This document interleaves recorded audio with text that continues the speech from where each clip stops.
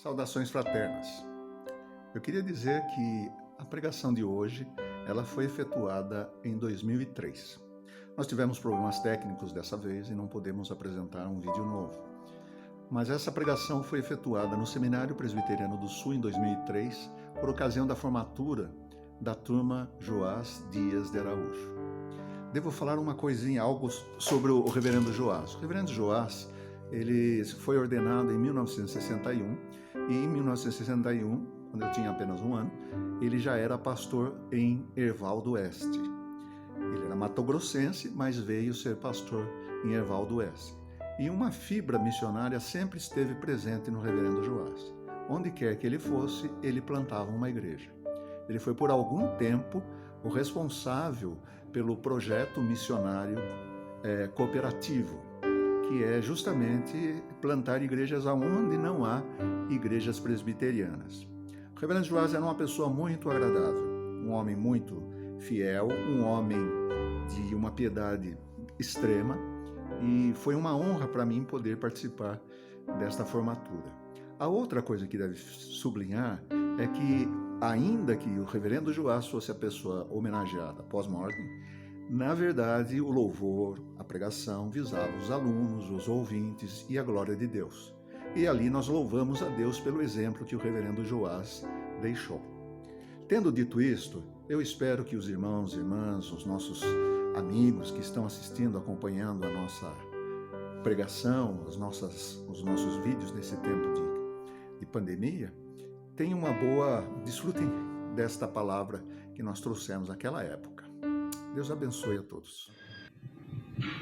É uma honra pregar neste culto de ação de graças, quando o Seminário Presbiteriano do Sul,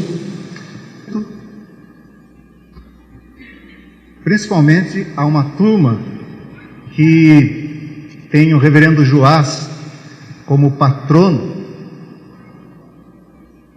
É uma honra falar aos irmãos e irmãs nesta noite.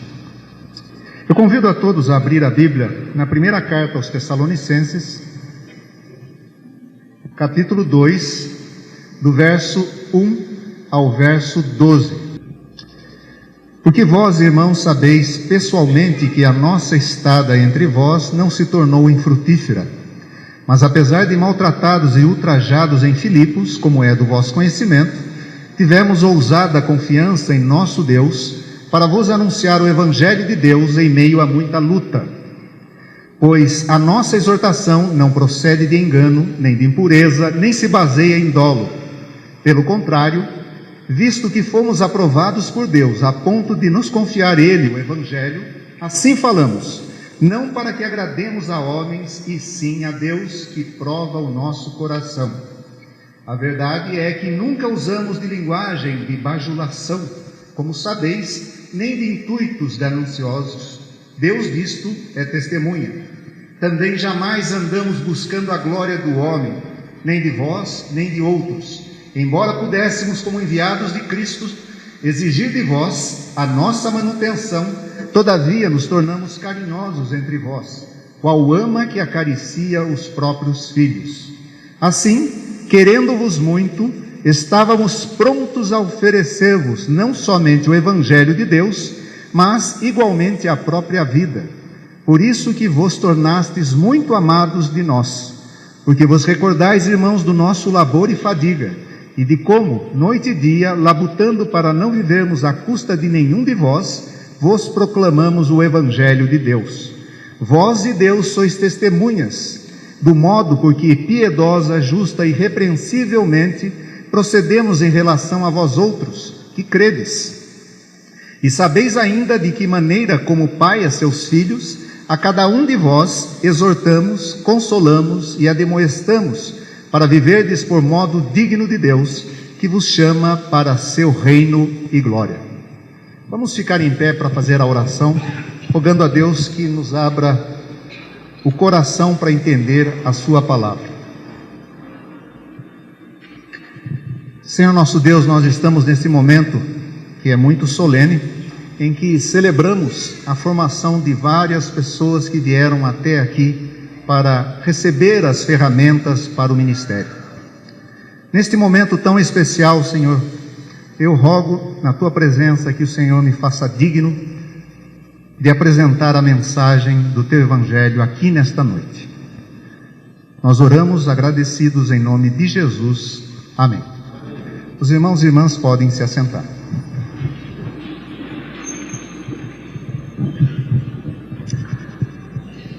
Há um capítulo na dogmática católica que falta e que não existe na teologia da Igreja Reformada. E por razões óbvias. É o capítulo sobre a hagiologia. A hagiologia é o estudo dos santos. Qual a sua finalidade, como se tornam santos, coisas desse tipo. Nós não temos este capítulo na nossa dogmática, como eu já falei. E nós podemos perguntar, mas por quê? E da onde que vem essa ideia? Na verdade, a ideia, o procedimento parece vir de um exagero que se tornou padrão quando se louvava os santos, ou quando se louvava homens e mulheres comuns. No desejo de celebrar essas almas como modelos, as pessoas exageraram e depois, juntando muita tradição, se formou então esse capítulo para os que leem as Escrituras. Não somente como pessoas que do passado, mas para toda a eternidade, pessoas que abrem as Escrituras. Também encontramos pessoas que não têm nome e aparecem como modelo. Por exemplo, aquela mulher de luta, a mulher virtuosa, que aparece em Provérbios. Nas nossas igrejas é costume então tirar a palavra louvor. Não fazemos mais voto de louvor a nenhuma pessoa, só que louvor significa elogio. E ali, quem lê em Provérbios encontra que essa mulher será louvada, será elogiada. Nós temos que fazer uma distinção entre louvor e adoração. Louvor nós prestamos a Deus, mas podemos prestar às pessoas. Adoração é exclusividade de Deus. E eu gostaria de mencionar uma pessoa que realmente fez diferença, conforme a palavra do Ricardo Agreste, o reverendo Joás. É um privilégio falar do reverendo Joás. No ano passado, eu era o patrono da turma que se formava e ele era o paraninfo. E uma das coisas que o aluno se referiu quando homenageou o reverendo Joás era que quando estava em suas aulas, o céu se aproximava da terra. O reverendo Joás era uma pessoa brilhante no seu cristianismo, uma pessoa que fazia diferença, uma pessoa que empolgava os alunos e as pessoas que estavam ao seu redor. Aqui em Campinas se tornou uma referência no modo de pregar, de evangelizar, ou melhor, de plantar igrejas. Muitas das igrejas que estão em Campinas começaram com um sonho, com um ideal do reverendo Joás. Mas o reverendo Joás era mais que isso. O reverendo Joás tinha intrepidez para falar. Não tinha nenhum compromisso com vaidade humana. E no ano passado, quando ele estava aqui, ele foi ousado a mencionar uma figura que talvez outros não tivessem coragem de mencionar. Ele disse, olha, devemos lembrar também que faleceu o doutor Richard Shaw. E quem ouviu isso do reverendo Joás, e conhecendo o reverendo Joás, poderia ter dito, ele deve ter alguma razão para ter feito isso. E pela sua seriedade, todos nós respeitamos. Esses alunos que estão formando aqui passaram pela forja desse formador de pregadores. Aprenderam muitas vezes na sovela, né? Ou seja, na surra, mas aprenderam com o reverendo Joás. Aprenderam com o reverendo Joás a pregar o evangelho genuíno, com intuitos genuínos. O reverendo Joás serve de modelo para os pregadores. O texto que eu li tem a ver com isso, com pregação, com a pregação do evangelho, com a pregação genuína do evangelho, de um dos homens mais apaixonados pelo Evangelho, o apóstolo Paulo, um fariseu que se torna cristão. Talvez a pessoa mais difícil de ser transformada, olhando para o lado humano, se é que existe isso. Deus transformou um fariseu num cristão, e num cristão com olhos abertos, um homem que antes era intolerante, mas agora ensina a tolerância às outras pessoas, um homem que odiava a Cristo, a Jesus Cristo, não a Cristo, mas a Jesus Cristo, e agora é o proclamador ousado. O apóstolo Paulo, ao escrever esta carta aos Tessalonicenses, o primeiro documento do Novo Testamento, ele faz numa situação de turbulência. O que nós temos aqui é uma defesa do seu ministério, o seu ministério que se mistura com o seu evangelho. E a palavra-chave para entendermos todos esses 12 versículos está justamente no versículo 2, que diz assim, apesar de todas as controvérsias, apesar de todas as turbulências, tivemos ousada confiança em nosso Deus para vos anunciar o Evangelho de Deus em meio a muita luta. Ousada confiança para anunciar.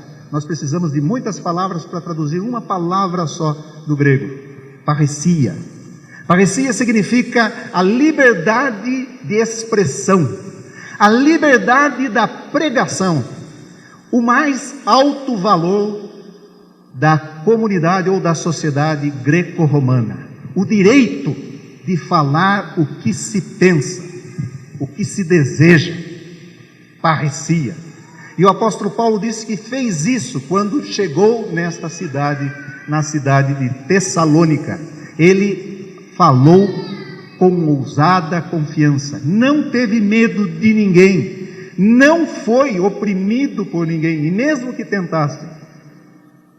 E o texto é muito rico, daria para estudarmos durante 2 meses, trecho por trecho, mas eu queria chamar a atenção dos irmãos e das irmãs ao seguinte fato: quando Paulo fala isto, todas essas coisas, ele quer fazer um contraste entre o seu ministério e o ministério de outras pessoas, não de cristãos. O apóstolo Paulo não era o único pregador de ideias religiosas que apareceu no mundo antigo. Aquelas estradas romanas eram lotadas de pregadores ambulantes, pessoas que vinham do Oriente trazendo seus cultos e religiões e espalhando por todo o mundo mediterrâneo. O apóstolo Paulo, sim, tinha concorrentes como cínicos, pessoas que eram mal afamadas, porque os cínicos tinham uma imagem dúbia. Por um lado, existiam os cínicos sérios, e de outro, existiam os cínicos que só estavam afim, ou estavam com desejo de retirar e se aproveitar das pessoas, tirando o dinheiro delas. Não é nada igual o que nós vivemos. Nós não temos concorrentes assim, todos são sérios. O texto, então, para fazer que a sua mensagem brilhe, o apóstolo Paulo usa então de uma série de antíteses, e essas antíteses vão do versículo 3 até o versículo 7. A nossa exortação não procede de engano, nem de impureza, nem se baseia em dolo. Pelo contrário, visto que fomos aprovados por Deus a ponto de nos confiar o Evangelho, assim falamos, não para que agrademos a homens, e sim a Deus que prova o nosso coração. Se existe um perigo para aquele que se põe a proclamar, a falar, é o perigo da vaidade, que pode trazer outras coisas, mas é a tentação da vaidade. A pessoa, quando sobe ao púlpito, ela pode tentar projetar o seu temperamento, as suas ideias, a sua personalidade para o povo. É uma pessoa falando para muitas pessoas. Aquela pessoa já deixa de ser anônima, porque ela está bem visível. E o apóstolo Paulo está dizendo justamente isso, que quando ele pregou o Evangelho não foi para se engrandecer, não foi procurando desejos ou cultivando desejos impuros no seu coração, desejos secundários, talvez de retirar das pessoas aquilo que elas mais tinham de bom e lançar a mão disto. Não, ele pregou o Evangelho de Deus procurando ser aprovado por Deus e agradando não a homens, mas a Deus. E aqui tem então uma lição para nós. A lição de que quando nós pregarmos, o nosso compromisso é primeiramente com Deus. É verdade que vamos pregar a pessoas, mas o compromisso com a verdade do Evangelho é com Deus. Nós não somos chamados a trazer uma mistura, trazer um Evangelho que tem mistura, adocicado. Mas por outro lado, nós não somos chamados a achar o que nós entendemos do Evangelho e pregar. Algumas pessoas entendem que pregar o Evangelho é fazer com que as pessoas tenham arrepios de morte. E quanto mais arrepios de morte ela tem, mais ela está próxima do Evangelho, da salvação. Algumas pessoas pregam o terror, em vez de pregar a graça, a paz, o perdão. O terror do pecado já nos leva a Deus, mas Deus nos apresenta Jesus Cristo, graciosamente, cobrindo a multidão dos nossos pecados. A outra coisa que Paulo evitou quando pregou a essas pessoas é que não usou de linguagem de bajulação. E aqui nós somos chamados a fazer uma distinção entre o verdadeiro amigo e o bajulador. A pessoa que bajula muito, nós temos que tomar cuidado com essas pessoas, ou com essa pessoa. Porque quando o louvor sai muito fácil dos lábios de outro, pode ser que não seja sincero. E o apóstolo Paulo lembra que os cínicos, os filósofos cínicos, faziam de tudo para agradar os seus ouvintes, sempre elogiando. Existiam discursos de elogio naquele mundo antigo, panegíricos, laudatórios, para louvar as pessoas. Mas um louvor vazio é bajulação. E o apóstolo Paulo foi extremamente transparente quando pregou a essas pessoas. Eu lembro de um amigo, de um colega que nós nos formamos juntos e depois fomos para a mesma igreja. E um presbítero daquela igreja um dia disse para ele no corredor da igreja: olha, por favor, não continue pregando o que você prega, do modo como você prega. Pregue parábolas. Parábolas você não mexe com ninguém. Parábolas você vai se dar bem com todo mundo. Um presbítero que já era bastante experiente e que agora apresentava as parábolas como meio de não machucar, de nem pegar qualquer coisa que estivesse oculta. Pena que ele não conhecesse bem as parábolas, porque as parábolas mostram justamente o contrário. Quem prega em parábolas revela o interior. Basta lembrar de Jesus quando contou a parábola, aquele Simão que estava julgando Jesus e aquela mulher que derramava as lágrimas aos pés de Jesus. Pessoas que querem ouvir só coisas adocicadas. Nós todos temos que conviver em um momento ou em outro, como pregadores, com uma igreja que vai assimilando, assumindo uma certa vaidade com os seus pregadores. Se uma igreja tiver 2, 3 pregadores, as pessoas poderão ligar para a secretária e perguntar: quem vai pregar hoje? E dependendo de quem pregue, o auditório é maior ou menor.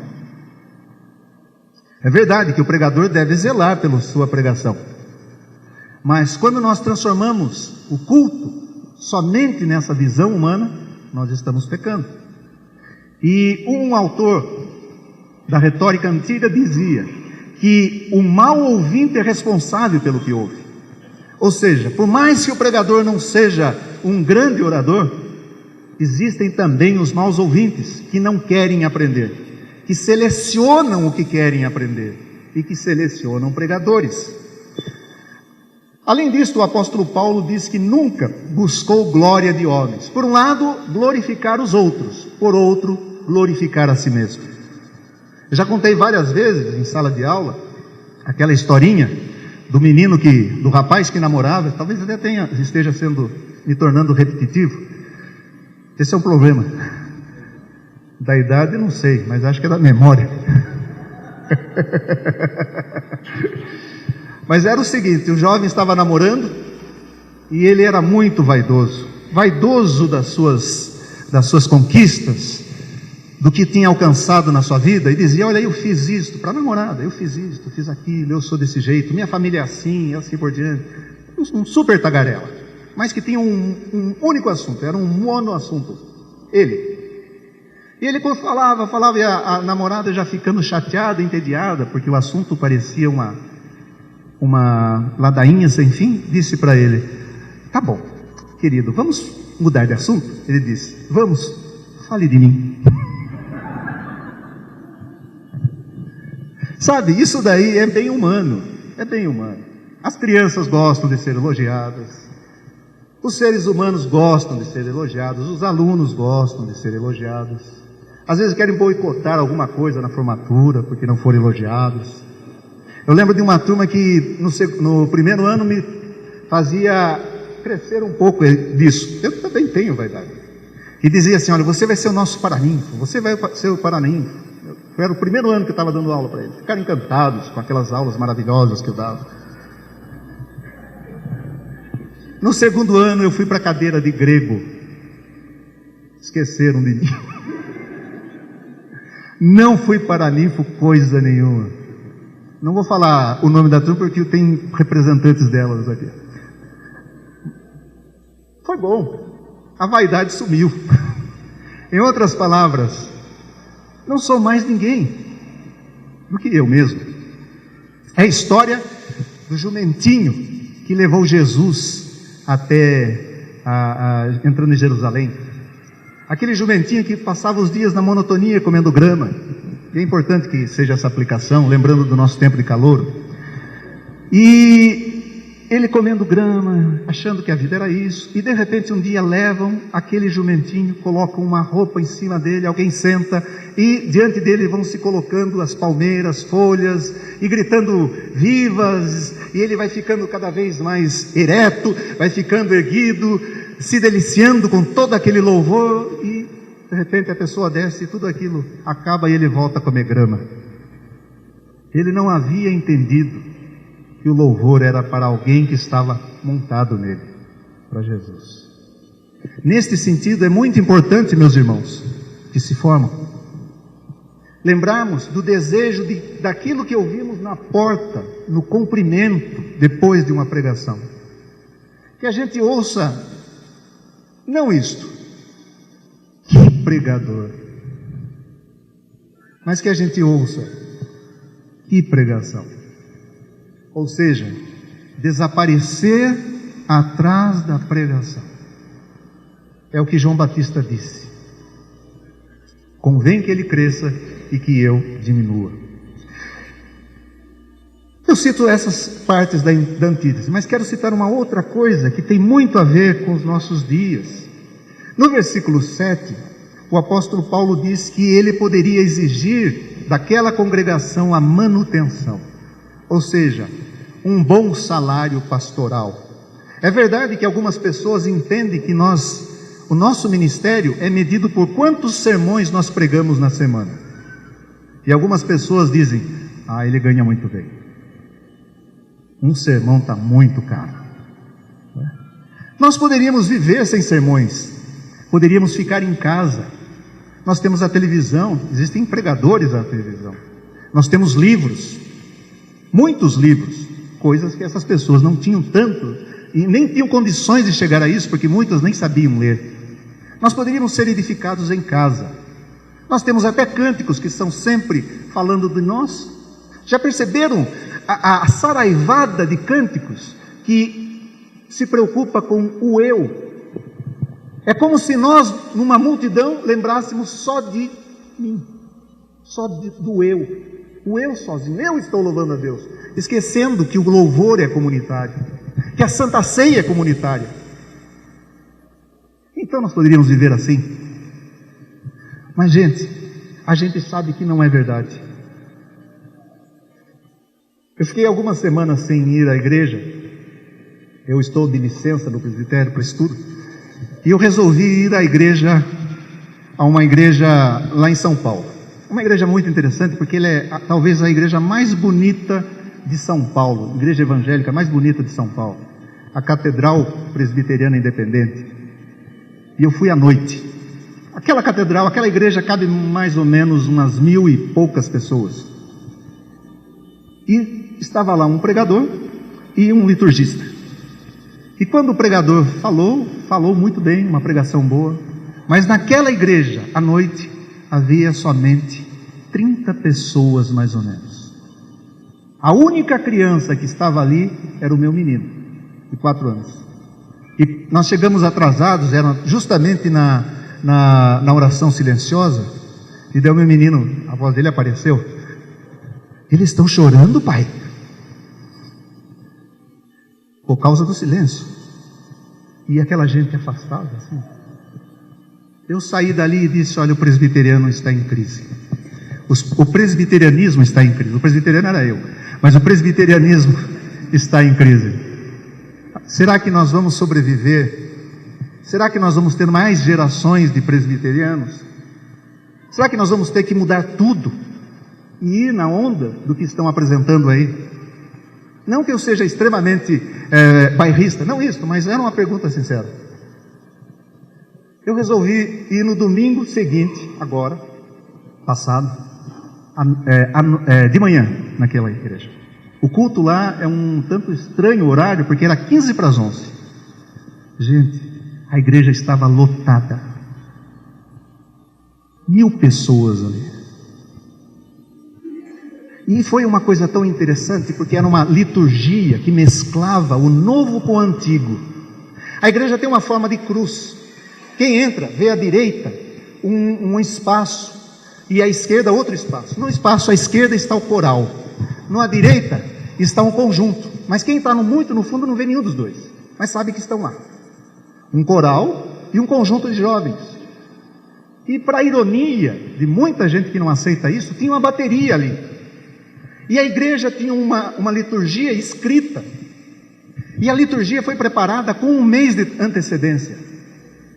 E foi o andamento do culto foi tão gostoso, tão edificante, que não precisava nem o pregador falar. Tanto é que ele disse, olha, hoje eu não vou pregar, vou só falar algumas coisas. Ele fez o que no seminário a gente diz de meditação piedosa, né? Bem curtinha. Mas a meditação piedosa dele foi extremamente edificante. Falou tão pouco, mas falou tanto. E quando ele chamou as pessoas que precisavam de oração à frente, uma coisa que talvez nós não estejamos acostumados com as igrejas mais tradicionais, foram 300 pessoas até a frente, mais ou menos.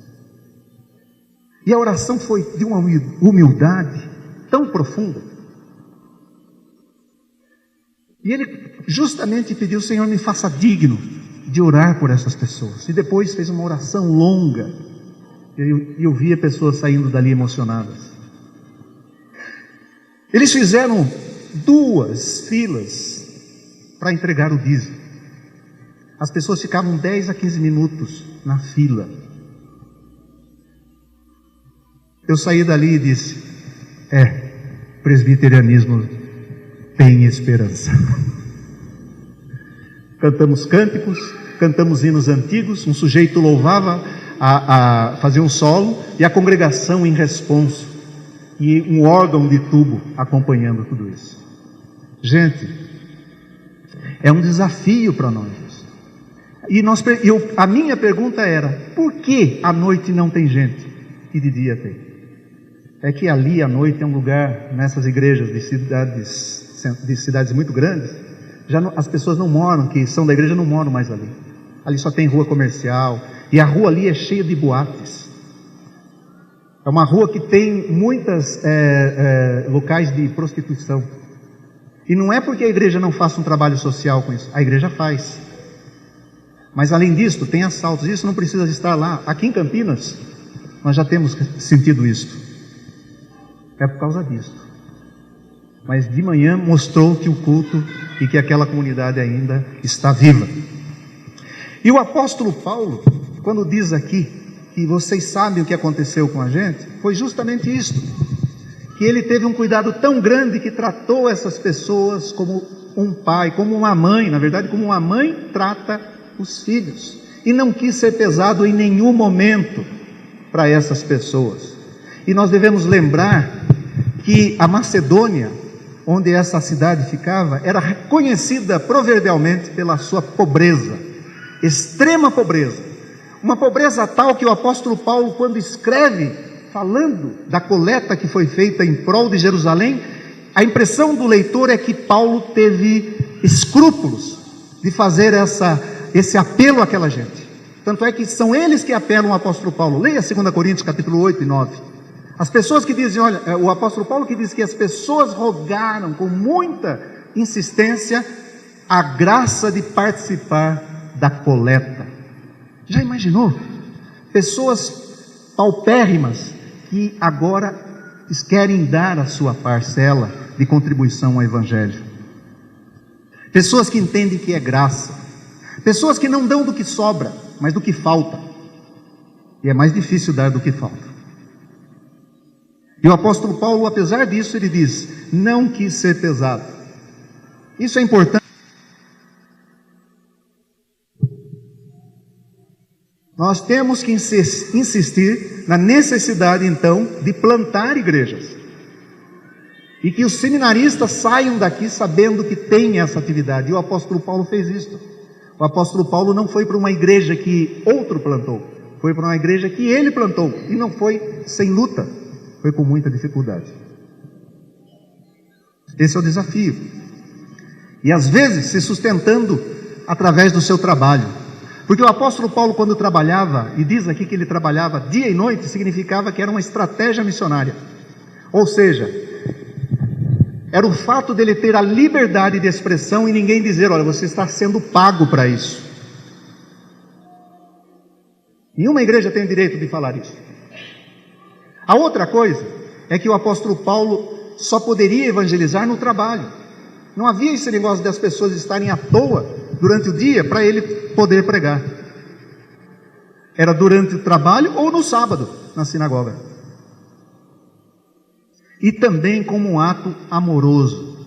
E é por isso então que o pregador, ele é chamado a equilibrar o falar sinceramente, sem medo, mas falar com amor, com carinho. É por isso que Paulo usa então a figura de ama que acaricia os próprios filhos. Eu estou encerrando, estou chegando ao fim. E isso é muito importante porque o pregador é comparado a uma mãe. Em alguns lugares, Deus é comparado a uma mãe. Porque Deus gera o filho. Ora, a atividade de gerar é da mulher. Mas Deus também tem essa característica maternal. Ele é pai, mas em Oséias ele se caracteriza como uma mãe que alimenta os seus filhos. A mãe que acaricia. E o pai que ensina aqui. Diz assim, exortamos, consolamos, admoestamos, para viverdes de modo digno de Deus, que vos chama para o seu reino e glória. Pessoalmente, para mim, a atividade de pregar é a mais séria que nós temos.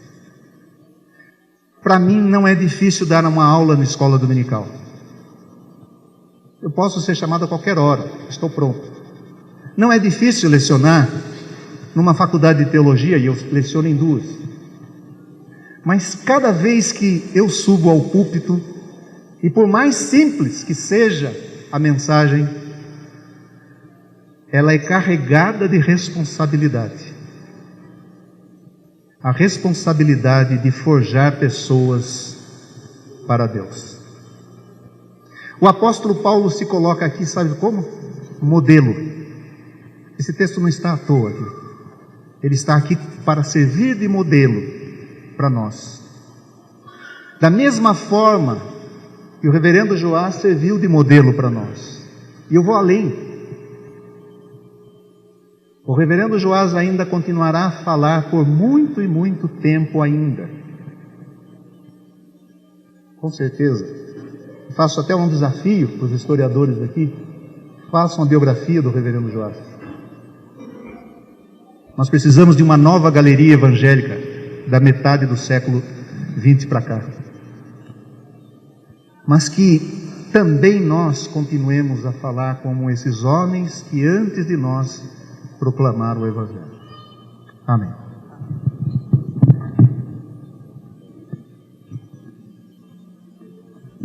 Fiquemos em pé.